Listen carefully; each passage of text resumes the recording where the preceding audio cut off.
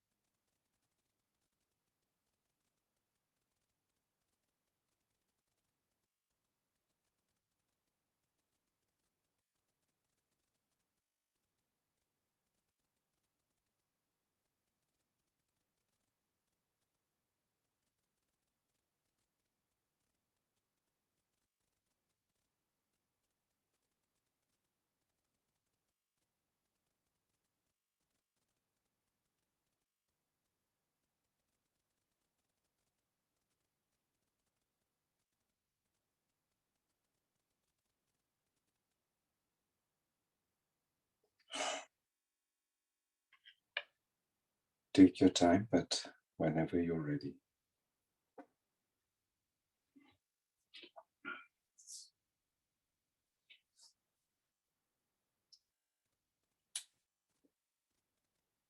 Okay. So we'll do shloka number 4 in the first chapter. Ashtavakraji says, abide in awareness with no illusion of person. You will be instantly free and at peace. Abide in awareness with no illusion of person. You will be instantly free and at peace.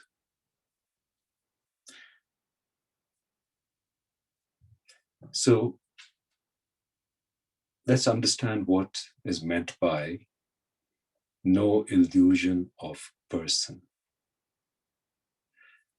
Person here, or personhood, which is what is being referred to, is the sense of I, the sense of myself, the sense of me, which is an image we all carry about ourselves. And that image is something that has attached to it a lot of memories, a lot of comments that people may have made to us, a lot of comments we make to ourselves, a lot of things that occurred during our life that we remember and have settled into our chit as part of our sanskars. Let me go through each of those, what I mean by those, so you understand.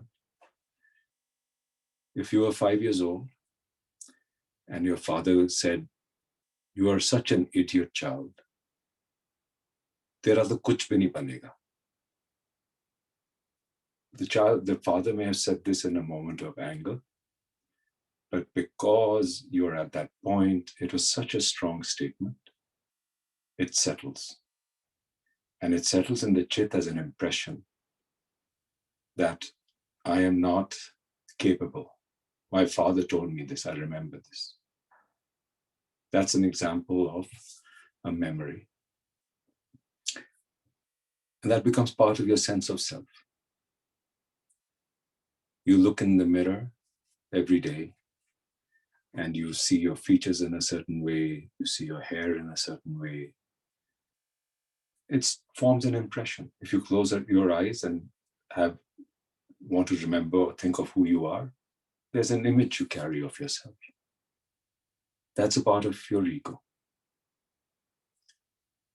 When in 12th grade you stood first in class and the whole world came up to you, your family said, Mubarak, Mubarak, fantastic. That settled in your chit. That became a part of your sense of self. So like this, hundreds and hundreds of incidents collect as memories, as sanskars, they settle in us.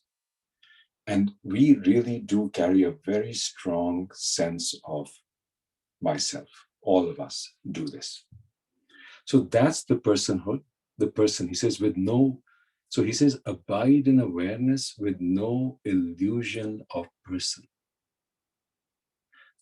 Why illusion of person? Because whatever sense you carry of yourself is an illusion. And why is it an illusion? Because you've lived millions and millions and millions of seconds of existence. But your ego, because the mind has a certain capacity, your ego consists of only cherry-picked few thousands of or tens of thousands of these millions of seconds of existence. You cannot possibly remember and give life to every single moment of your life. You cannot remember the dinner you cooked 2 days ago, 20 days ago, 200 days ago. But that cooking of a dinner was also a part of your life. But you'll remember the big birthday dinner you cooked for your husband or for your son. That was once in, a few years. So it's a very self-selected conglomeration of memories and thoughts. Your father might have hugged you 1,000 times and kissed you 100 times every year. All of those may not register in you. They may not have settled as strong sanskars. But that day when he said, you're going to be able to make nothing of your life, you stupid child, or whatever, some such statement, that settled in. That became a big part of your sense of who you are. Same with the positives. You're the smartest kid. You just came first in 12th grade. That stays.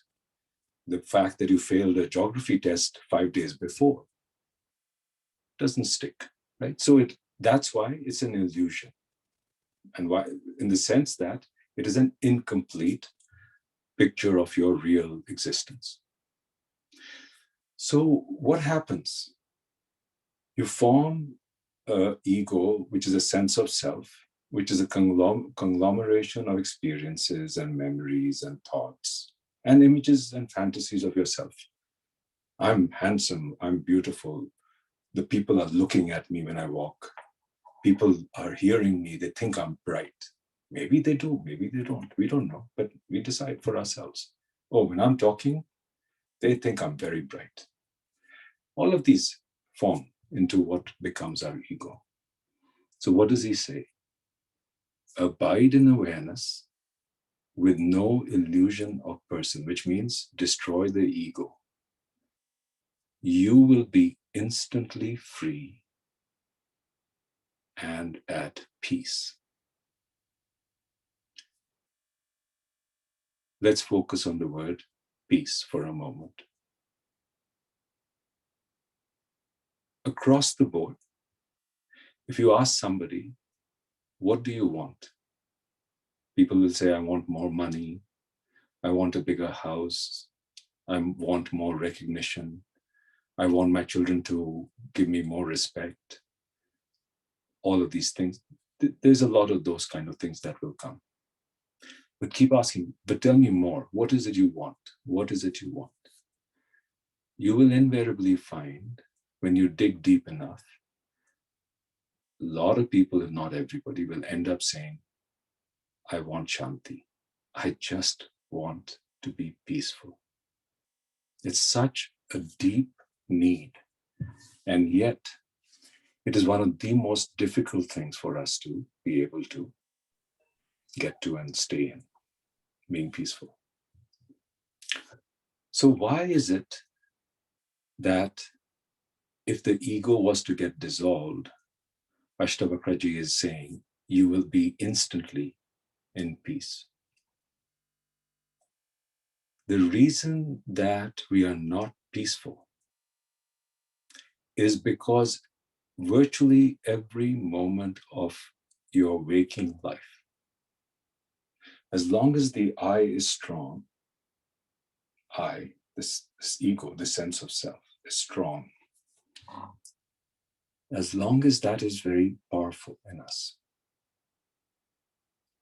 it means I want life to be in a certain way. All of us have this.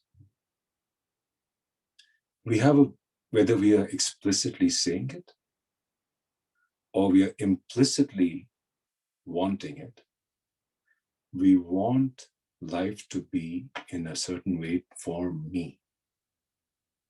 I want things to be in a certain way. And if you sit down and quietly contemplate your own life at any time, there will be very, very, very few moments in all the years that you have been alive where you can be in complete, unadulterated acceptance of the situation just as it is in front of you. Let me repeat that.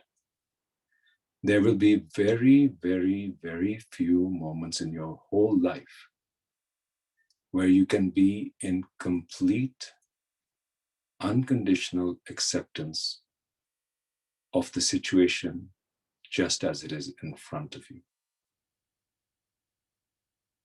You've heard the expression rag dvesh, rag dvesh, rag dvesh. Virtually all the time, whatever is happening in our life, we want more of it or we want less of it. We want to pull it closer to ourselves or we want to push it away, get rid of it.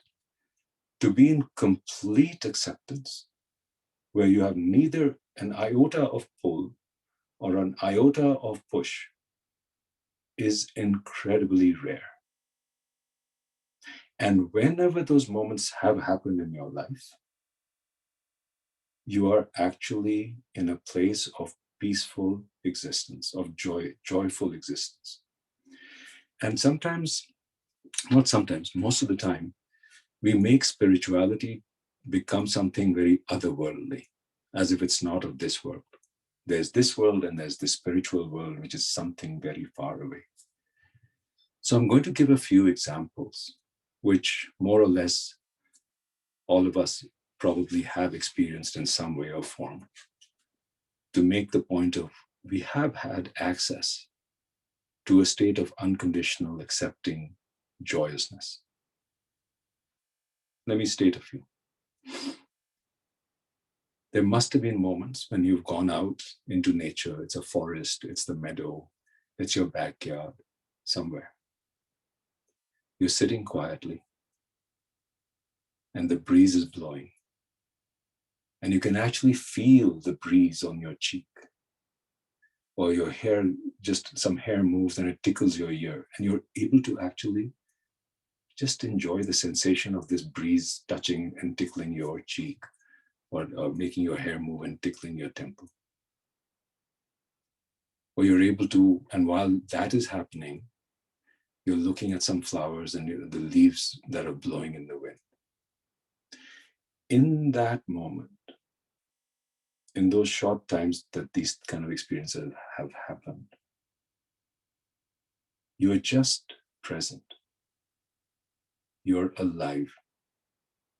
You don't want to be anywhere else. There's no wanting to be anywhere because you're not thinking about anything else. That moment is so joyful.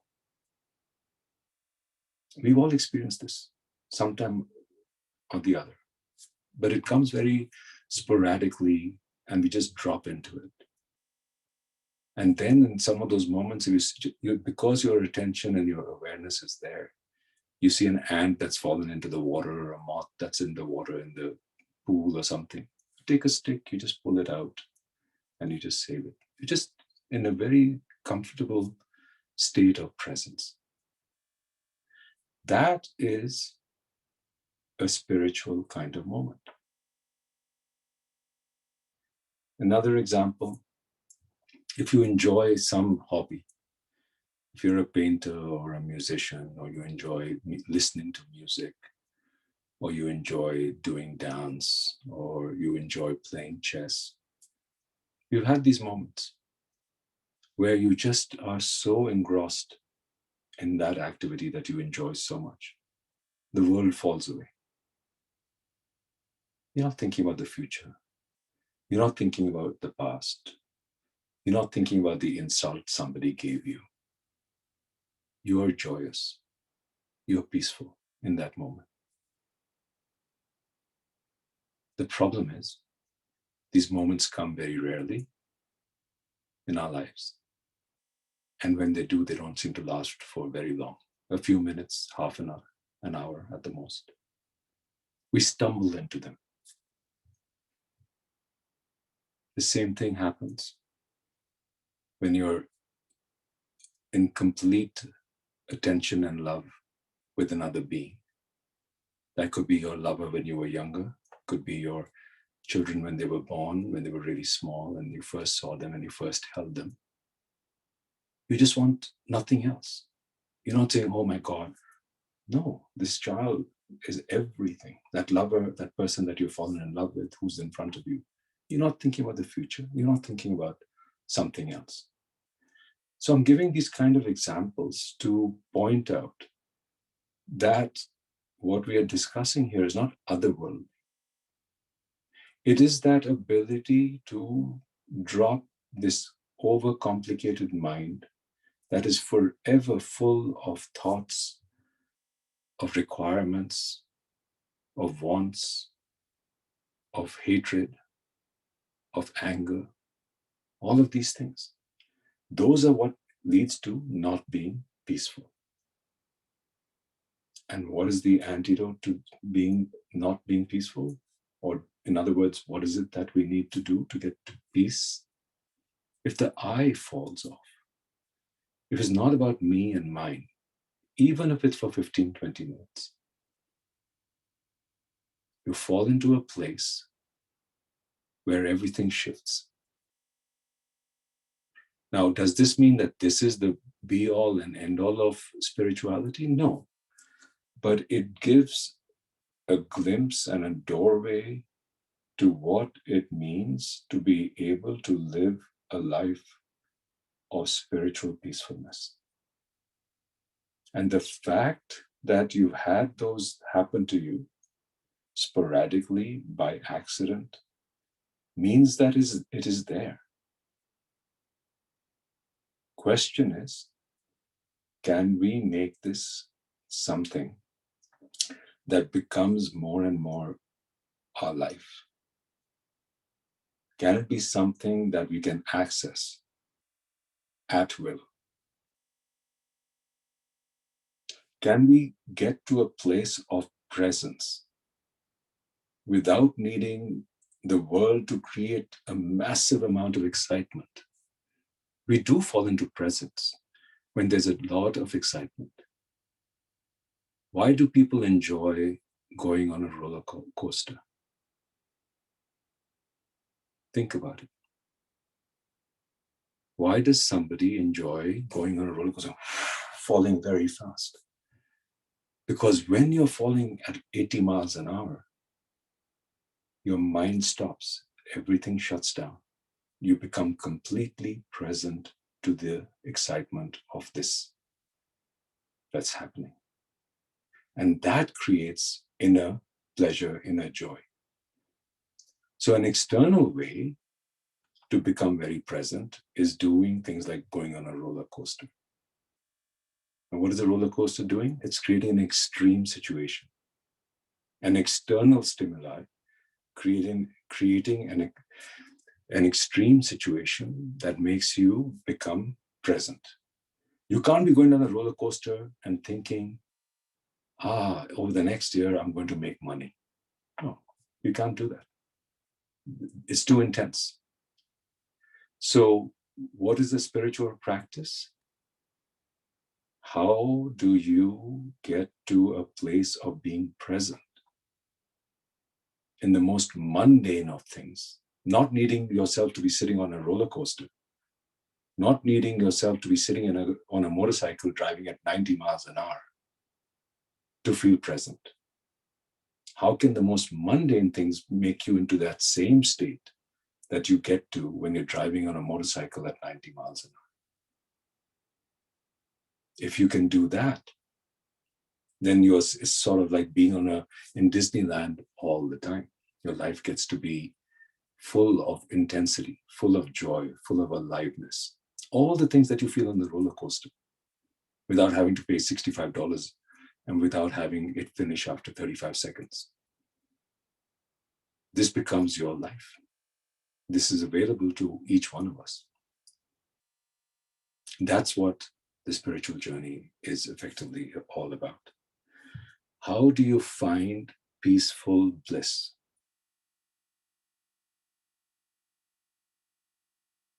We can answer that question. We can access that place. Life on this planet will be heaven. As long as our ego is big and strong and empowered, insults will irritate us. Our desires getting met will make us greedy. Our desires getting thwarted will make us angry or sad. We would just live our lives up and up and down inside our minds, because sometimes things will go the way we want. Many a time they will not go the way we want. But when we get to a place where the eye starts dropping off, wants themselves will drop off. And if you have no want, let's assume that we can't get to no want, but let's understand the way it works. If I have no want, then by definition, whatever life serves up to me in the moment is absolutely fine, whatever it might be. Because it is when I have a want, when I have an expected outcome, and reality does not allow that want or that expected outcome to occur, that's when I go into a funk. And then 2 weeks later, reality makes that want get fulfilled. Then I go up, and then it goes down, and up, and down. And this applies across all kinds of things. So the root of all of this, is personhood, sense of self, I. If we can thin that out, it doesn't mean that there will not be vikars, there will not be vrittis inside us. It doesn't mean that. They will just become less and less intense. They will last inside of us for a shorter and shorter period. They may come, an incident may happen where we would otherwise dwell on it for 2 days, it becomes 1 day, then it becomes a few hours, and then in a few minutes we can let it go. That makes our life overall much more still, much more peaceful, which in itself starts to get this ras, this joy, this nectar to start to flow from inwards out. And then when that happens, you stop being a beggar, because the ego, under all conditions, the ego is an absolute bhikhari. It only wants. It wants respect. It wants power. Even the most powerful guy is a beggar. In fact, more of a beggar than the person who's living wisely in a small little jhopadi in a village. How easy is it to get one of those guys out of their sorts? You don't show them the respect. You don't call them G. You don't say sir. They lose their equilibrium. And it's so easy to puff them up. Are, you are a wonderful person. Oh, yes. They're beggars. They only need, right? And this one becomes completely the opposite. When the ego shrinks, when you find your conversations are less about me and my children and my grandchildren and this achievement and that success, if you find yourself dropping those conversations and listening more, let the other person share whatever it is that they need to share. If their egos are strong, they're beggars. Then you feed them, no? What do you do with a beggar? If you have some spare money, you give them some change. So if somebody's a big ego person, unko bhi thoda prasad de do. That becomes your nature. Chalo boss, you really are needing some kudos. Wah, wah, wah. Make them. And don't do it you're not doing it from sarcastic or a put me down way. You're genuinely doing it because at that stage of where they are in life, they're going to go home this evening happier. That's what makes them happy. That's what you will start doing when your own ego gets thinned out. You just become inward out. You start flowing, overflowing. And that overflow goes towards everything, towards plants, towards the breeze hitting your face, towards animals, towards human beings. It just happens. And really, then you start living like you're in heaven. You just be having a smile in your face, and when you get grumpy, it doesn't last very long, because your whatever it is that didn't meet to your expectations, or whatever it was that sort of slapped your ego around, you yourself laugh at yourself and say, oh my God, I can't believe I took this seriously, or I'm letting this affect me. Then you're in a land of freedom, a land of joyousness, land of absolute giving. So I can stop with that, and we can open it up to discussion.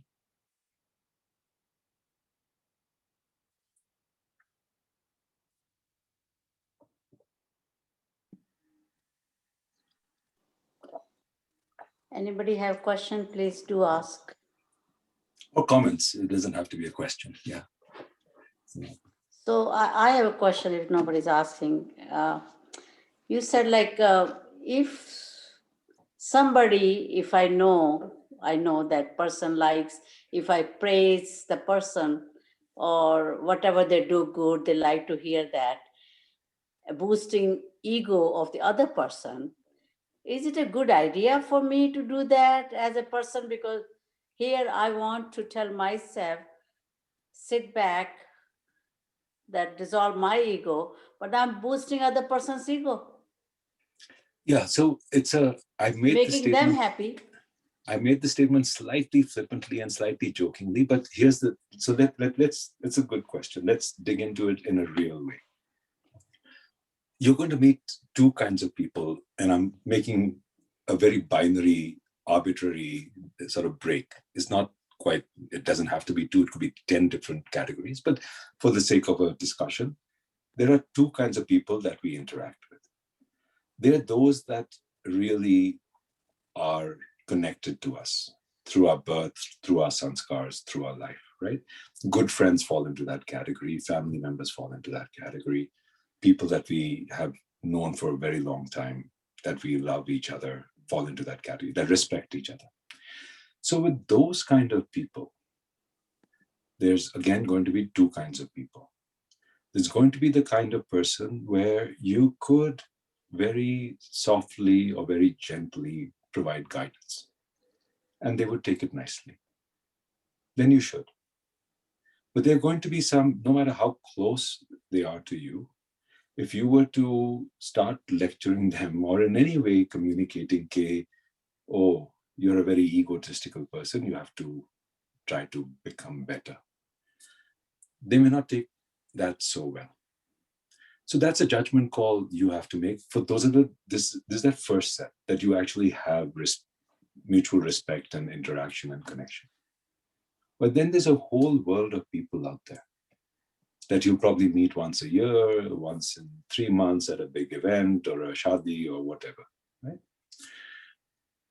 If your own ego is strong, and this person starts doing a lot of me and my children and this Harvard graduate and this passive मैंने बनाया ये वो फलाना ढिमका. If your ego is strong, it'll be, अच्छा मेरी कहानी भी तो सुनो ना, मेरे बच्चे ने भी क्या किया है, and it becomes me and me, right? Now, instead of doing that, when he or she is feeding this stuff, you're acknowledging it in a nice way, genuinely, and saying, because this is not somebody who's looking for you to help them in satsang to grow. They're just there to eat good food, have some good alcohol, and get their egos stroked, and they're going to go home and sleep. So the third piece you're providing, the booze and the food has been provided by the host. You can provide the third. Make them feel a little better, they'll go home. And you haven't done any harm to anybody. Because if you stop them or if you cut them off, they'll just walk away from you. They'll get their ego. The bhikhari needs his bowl to get filled. You don't fill it, somebody else will fill it for them. And if nobody fills it for them, they go home hungry.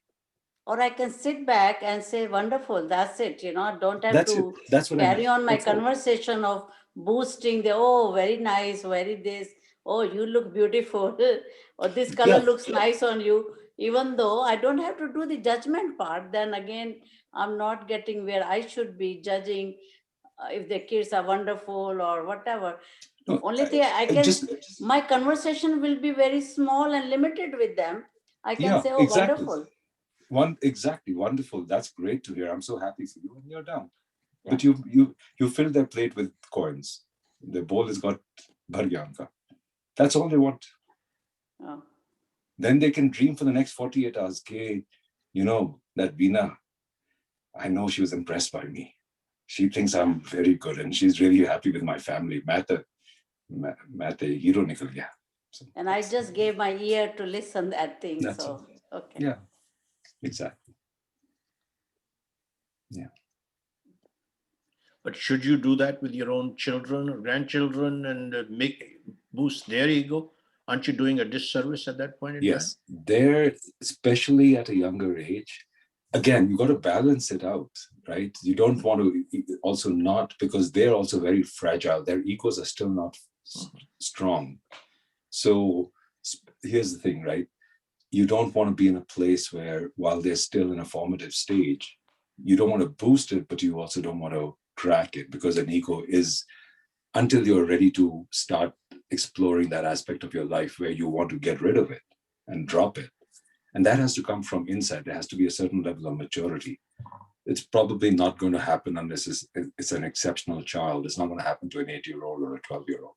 So your job is not to sort of take that away, because they are going to need their egos until they're ready to start working on dropping it. But yeah, giving them false ego build we're not doing them a favor, for sure. In the same reference, what Bajaj Sahib is asking, like small children, we tell them, oh, you are a good boy or a good girl, clean up your room. You're good. We are boosting their ego, isn't it? At that early age, that telling them you're so good, you can do better, or you go ahead. About, There's a difference between ego and encouragement.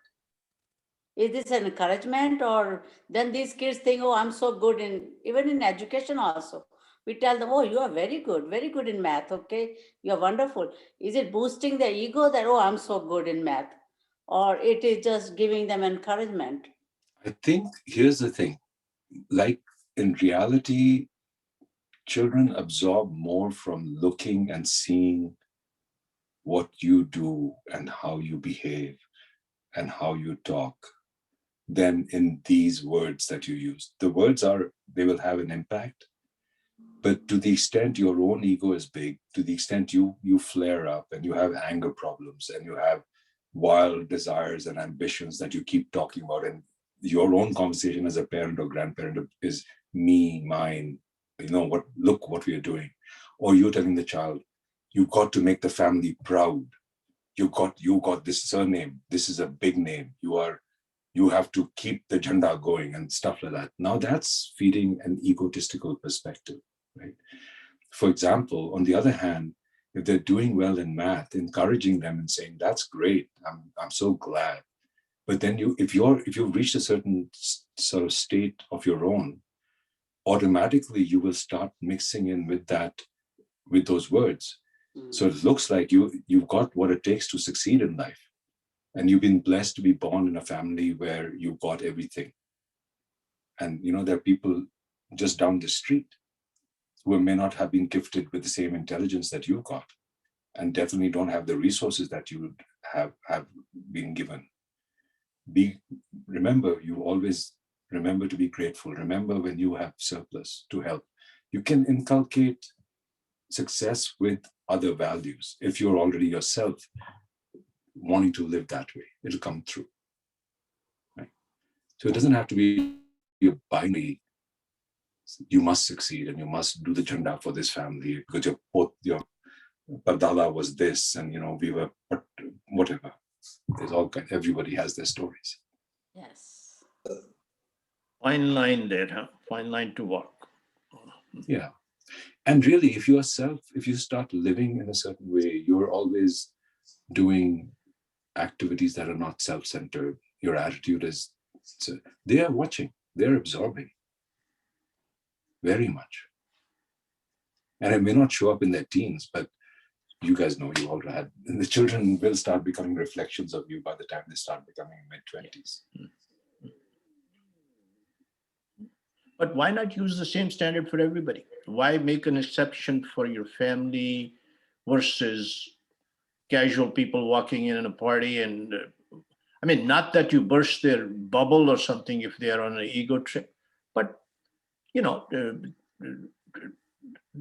I don't want to be a fake person that just lets them get away with it. It's not a big thing, but still, why not be as honest and sincere with them also? Hey, yeah, that's pretty good. And inject in something about your family or something else. Why let them just go away with their bubble, to the highest level? Why not be honest with them also? And again, very careful there that the way you handle that.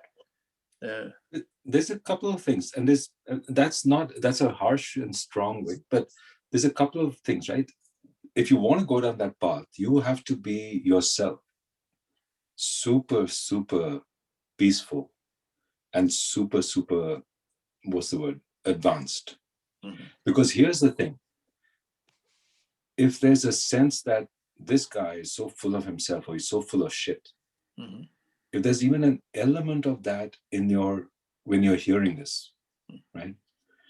Now that means whatever your response is that you give is tinged with your own ego. There's an element of energetic excitement in your reaction. And that is an ego responding back to an ego. And that two things will happen. You yourself, you've just actually increased your own sanskars. Your chit has just become a little heavier. And your response is not energetically will go to the other person in the form of an ego rebound. So you have to be in an incredibly peaceful equilibrium place to be able to play that role of being a harsh provider. Otherwise, you're just responding. You're just, who does he think, even if it's in a milder form, but the reaction is still the same. Who does he think? Let me burst his bubble. Let me bring him. I don't want him going home thinking he's cat's whiskers. Who the hell does he think he is? If there's even an element of that, drop it. Stay quiet, because you've got work to do on yourself. There's a lot of work for myself to be done before I'm at a point where I can educate somebody else. Right? That's the first thing. And the second thing is, because he's not in your circle, chances are 99% he's not going to take it well. He's just going to think, he'll come up with whatever Maya in his mind. Chances are it'll be along the lines of, he's just jealous of me. He knows he's chota admi. That's why he's sour grapes. So some such thing to protect himself or herself. So you may not end up doing very much. To be able to have a real impact, you yourself have to be very, very, very centered. And it's not a trivial place to be, especially in the moment when somebody is full of themselves and wasting your time with their own stories. Then it's easier to say, just like it's an easier bhav to carry. Okay? If there's a person who's begging, you can also say, why doesn't the guy go out and get a job? I'm not giving him money. Or if you got extra money, you give it out of softness of your heart. It's no different. You're just giving from the softness of your heart, if you can. You will find it's not even about the other person. You will find your own chit getting cleaned, because you're doing it not out of sarcasm, but neither out of anger or one-upmanship. This is all about our own internal journey. Yeah, Bhagaji, earlier you mentioned another thing, like somebody said something, your father said, you are not a good kid, tera kuch nahi hone wala. Is only the bad thing stays on the chit, or sometimes very happy moment? No. It's we both. Only remember both stays on the chit, even though we are not thinking. It may come back after a long time. You think, oh, my dad said that, or Absolutely. the good stuff also. Sometimes parents say something, such a good stuff, and occasionally we do remember that, oh, my dad no, said 100%. that. I'm sorry, I didn't mean to communicate that it's only negative. It was both negatives and positives. And I tried to give the second example of when you come first in 12th grade and then people say you're very good. It's both. It's anything that creates energetic memory, not mental memory. We're talking about, it's like an energy field, which is why we use the word sanskar. Sanskar is beyond just memory, right? It is at the level of energies inside ourselves. So that's why we don't, while we do talk a lot about Maya being mental, ego being mental, it's actually sanskars and chit, which is physio, energetic, mental. It's all of them put together. Certain things leave really strong marks inside of us. And it's interesting. You could be 6 years old and your brother or your sister may be a year or two older than you or younger than you, doesn't matter. Both of you are in a place. Something happens. 20 years later, one of you can remember this like it happened yesterday. Yes. The other one has no recall. They cannot even remember what is it you're talking about, right? So this is an internal experience. Both of you were there.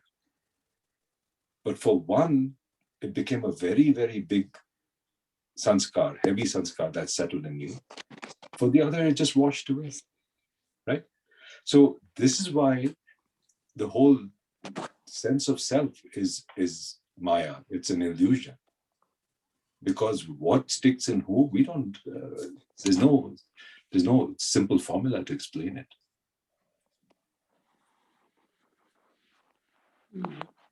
Interesting.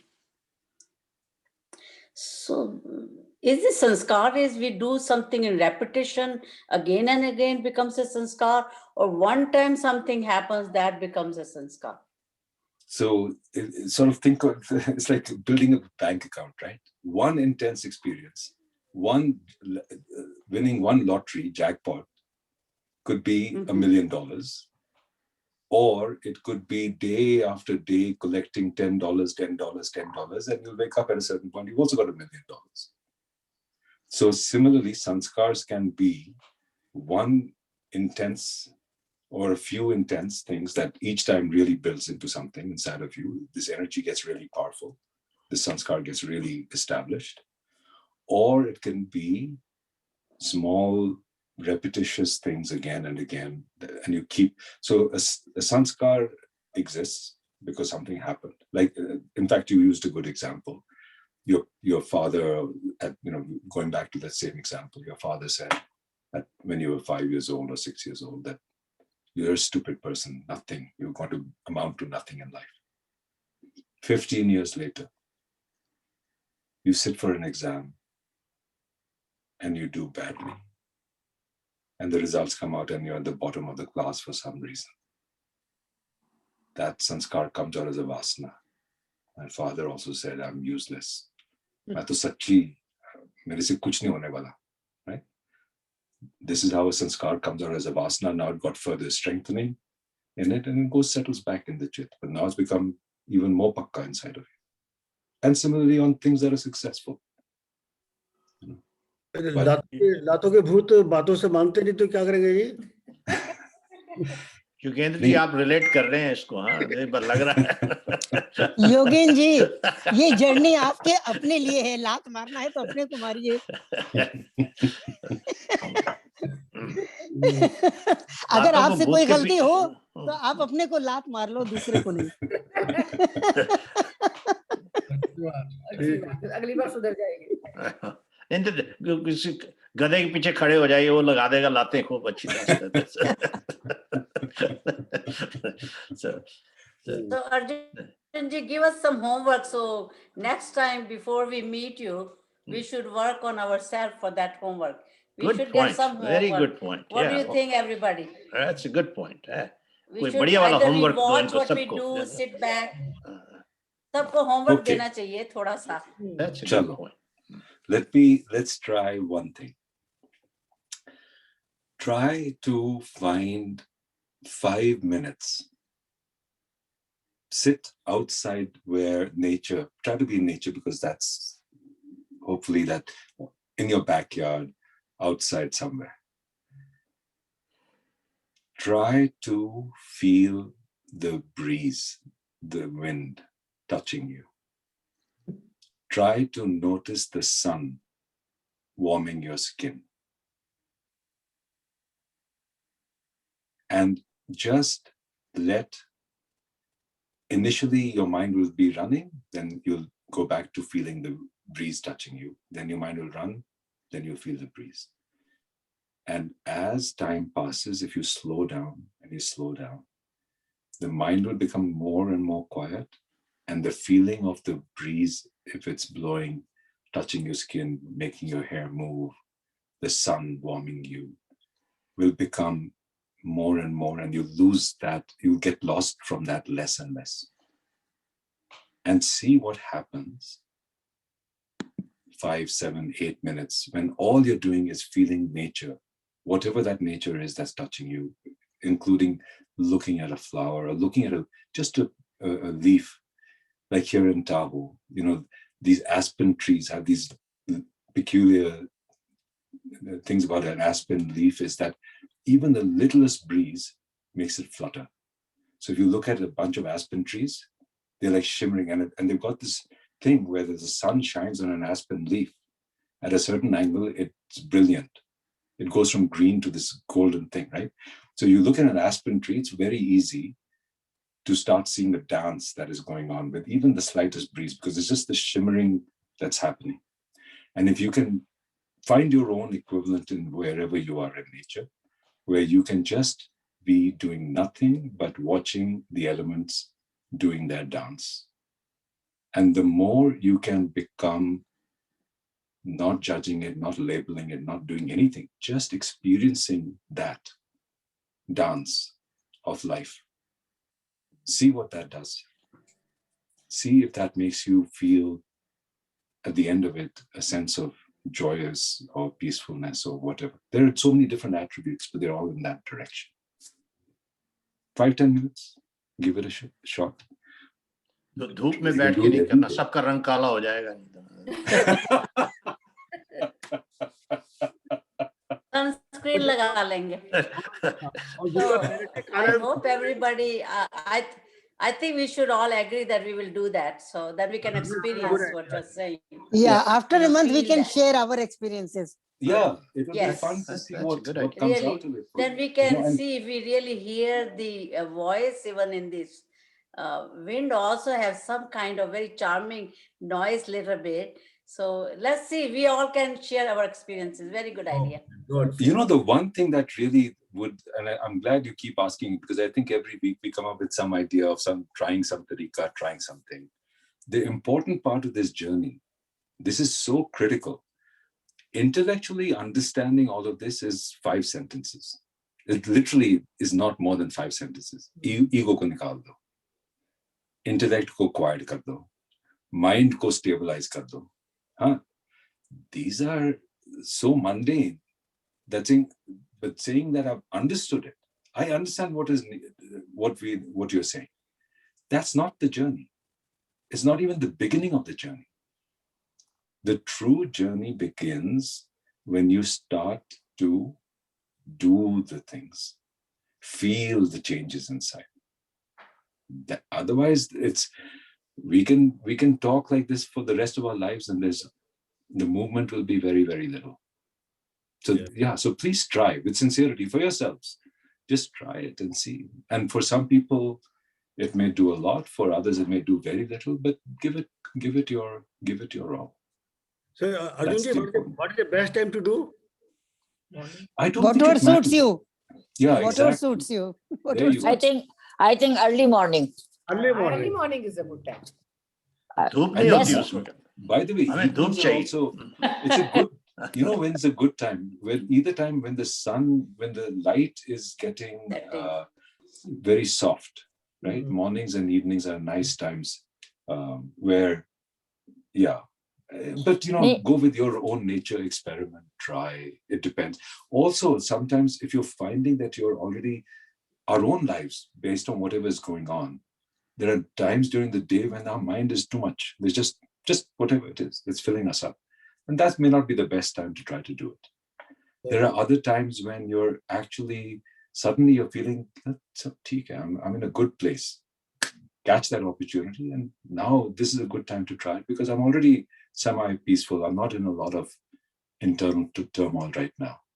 And by the way, these waves are not just on a per day basis. They can last for days or weeks. There'll be a week where your insides are not that settled. And then there's another week where things just seem to be you're in a good place. So whenever you are in that state where things are peaceful, take advantage. So what does it mean when you sit outside in the sun and you're really enjoying it, the sun and the wind and everything else, and then you fall asleep? Enjoy that sleep. That is the best sleep you can have. Close your eyes, feel the air, breathing in. If there's the smell of pine or there's a smell of something, even better. And then you fall asleep. That's Perfect. blissful. Enjoy it. That's lovely. Yeah. सोने पे सुहागा और सोना means सोने सोना. सोने पे diamond जड़ दी है इन्होंने बलजीत जी ने. चलो अब हिमाली तैयार बैठी हुई है. अब हिमाली तैयार बैठी है. What happens to me when I sit out? See, Arjun Bhagat ji को हम सब सुन. Thank you, Arjun ji. Thank you, Ji. Thank you. Arjun Bhagat ji को सुनने का फायदा तभी है if we also practice what he's saying. Now 5 minutes, please, everybody. Then one time we can share. Really, it changed our life or not? Otherwise, जैसे अर्जुन जी कह रहे हैं, सुन के तो जिंदगी में चेंज नहीं आएगा. जो कह रहे हैं उसको प्रैक्टिस करने से आएगा. So then we can really enjoy what these programs are for. Thank you, Arjun जी. अर्जुन जी को यकीन तभी होगा जब वो कहेंगे कि अपना लॉग दिखाओ, where is the log? बनेगा कि तुमने 30 दिन किया है, 30 दिन के अंदर क्या क्या ऑब्जर्वेशन आई तुम्हारी. No? Actually, I shall make a log. Let us see how we are responding, getting responded. No, let us see. Wonderful. Thank you, Ji. Thank you. Thank you so much. Hari Om. Hari Om, Ji. Hari Om. Hari Om ji. Let's bow our head. Thank you, Ji. Thank you. Before we go to the next program of in-class performance, what we have learned, I want to make 2 announcements, which is, I feel, very important. Number 1 is next Monday, 24th, we will be having birthday celebrations of our May month members. I'm very sorry that only 4 names are there in my list, 4 names, and all the 4s, they are not coming to attend our programs. And the prize game which we play, that is only for those who are present. So जिन लोगों को आपने नहीं दिया ना, दिसंबर वालों को, जनवरी वालों को, उनको दीजिए. So it seems we will go without prize, but this is the 4 names which I am having in my list. That is, one is Caroline, Mrs. Vijay Singh, and Rao Nadella, Upkar Singh, and Kreet Parikh. So I don't find these names except किरित आएगा उसमें, फिक्र मत कर. और मेरा birthday भी डाल दो मई में. हाँ, मेरा भी डालिए ना. मेरा भी डाल दो. मेरा बर्थडे है 3rd. मेरा बर्थडे है. नहीं तो हिमाली को दे देना हमने नाम. हिमाली काम कर रही है सारा. कुंभनाथ आपका कब है? 3rd में. 3rd में. आपने तो कुछ और लिखाया हुआ है मुझको पहले. नहीं, मेरा सच में 3rd में है. डॉक्टर सर्टिफिकेट दिखाओ पहले. आपके रिकॉर्ड ठीक नहीं होते कभी योगेंद्र जी, कुछ ना कुछ गड़बड़ होती है. ये मैंने 3rd में हमेशा ही 3rd में लिखा है. मेरा 13th में है. अरे भाई दिनेश जी, आपका तो अभी क्या है, मेरे साथ था आपका. I remember. मैं तो अपनी पिक्चर्स भेज सकती हूँ अपनी बर्थडे. मेरी माँ से कभी पूछना था ना, वो मेरी माँ वाला बर्थडे जो है May 13th को है. वो मेरा स्कूल वाला था. वो उस दिन बर्थडे में. व्हाट्सएप कर दीजिएगा, मैं नोट कर लूंगा फिर उसको. ठीक है, मैं व्हाट्सएप कर दूंगी. अच्छा, दूसरा तो एक बात और बताइए. हमारे ना सबके 2 बर्थडे हैं. एक तो है ऑफिशियल बर्थडे, दूसरा है real birthday. So which one should we give it? Should we give you both? Passport वाला. जो हमने दिखाया वही मानेंगे ना। Okay. और अगर आप चेंज करना चाहते हो तो कर सकते हैं। नहीं देखिए, हम तो एक बात जानते हैं, हमारा बर्थडे हम चाहे किसी भी वक्त मना लें, चाहे जब चाहेंगे हम मनाएंगे। और चलो बहुत टाइम ले लिया आपने, चलो बंद करो अब इसको। कल मंगलवार है और मंगलवार में कल एक बहुत स्पेशल प्रोग्राम कुपर्टिनो में हो रहा है 9:45। मैं क्यों कह रहा हूँ कि क्यों इम्पोर्टेंट है, क्यों खास है, 9:45 to 12। और वो प्रोग्राम आपको इतना बांध के रखेगा, उसमें कुछ एक तो अट्रैक्शंस बहुत आ रही है, ब्यूटी क्वीन नहीं कह सकते एक ही तो आ रही ब्यूटी क्वीन तो आ रही, क्यों नहीं कह सकते? एक आ रही सच्ची बात को क्यों नहीं कह सकते? उसी के लिए तो आएंगे हम। बाकी तो चलता है, सब बाकी समझेंगे, वो तो मिलेगी, नॉलेज मिलेगी, बट ब्यूटी क्वीन को देखना है।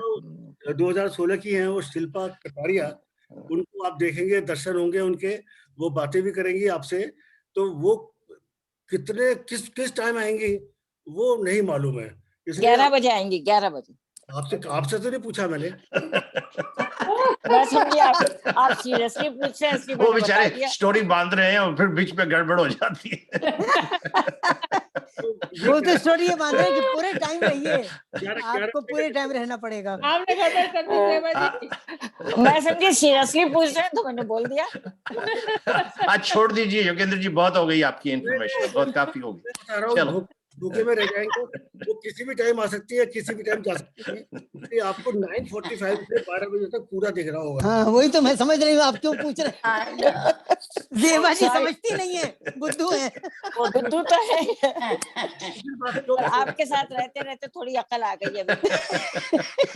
नहीं जीवा जी सच बोल रही है ना, सच का जमाना नहीं है आज। नहीं मैं आपको बताऊं, वैसे सच में सुभाषिनी जी मुझे बहुत जब भी टोक देती है, मैं जरा सी भी कोई गलत बात करती हूँ फौरन टोक देती है। मैंने इनसे बहुत कुछ सीखा है और डरती भी मैं इनसे बहुत हूँ। इनको सास बना दीजिए अपनी, ठीक ये तो मैं मानती हूँ, ये तो मैं नहीं मानती। यही आपको कुछ कह सकती है और कोई कुछ नहीं कहता आप। ये मैं नहीं मानती। मैं इनकी हर बात मानती हूँ, इनकी हर बात मैं मानती हूँ। और दूसरी बात जो बहुत इम्पोर्टेंट है, तो हम कह रहे हैं कि हम सब लोगों को वहाँ अटेंड करना चाहिए। ऐसा नहीं है कि देखो ये आपका पालो अल्टो है ना, पालो अल्टो ने अपने सारे प्रोग्राम बंद कर दिए। There is no program Palo Alto की तरफ से। उन्होंने कहा कि हमारी दुकान बंद है, अब कहीं जाओ। हमारी दुकान खुलती 4 बजे है, तो हमें क्या जल्दी है फिर। नहीं आएंगे योगेंद्र जी, फिक्र मत कीजिए, आएंगे, हम सब आएंगे, पूरा दोनों हाथ ऊपर करके आएंगे, फिक्र मत कीजिए आप। फिर दिनेश भाई तो आप तो मिस कर ही नहीं सकते, क्योंकि आपको तो बोलना है, आपको तो बोलना है। नहीं आएंगे, मैं योगेंद्र जी को तंग कर रहा हूँ ऐसे, आज मूड पता नहीं कैसे आ गया तंग करने का। क्यों कॉफी पिलाई है आपको आज उन्होंने? अभी चाहिए काफी मुझे, मैं तो सो गया था अर्जुन जी के प्रोग्राम में, आधा तो सोए रहा हूँ, तभी मेरी एनर्जी बढ़ गई है उससे। और चलो अब दीजिए मौका हिमाली को, बेचारी हंस के तंग हो रही है, क्या कर रहे हैं बुढ़े लोग। I was just going to say, let's continue this program. She is enjoying. Dinesh आप भाई आ एक रही है बात कल ना, उनको पूछिए वो भी आ रही है कि नहीं। हिमाली आ रही है कि नहीं आ रही, ये सबसे इम्पोर्टेंट क्वेश्चन रह सबसे गया। इम्पोर्टेंट, हाँ पूछिए कहाँ पे आना है? कहाँ आना है, आप बताइए तो उनको। ये आईसीसी कुपर्टिनो के प्रोग्राम में आना है, ईद नंबर दे दूं सेलिब्रेशन अभी? है।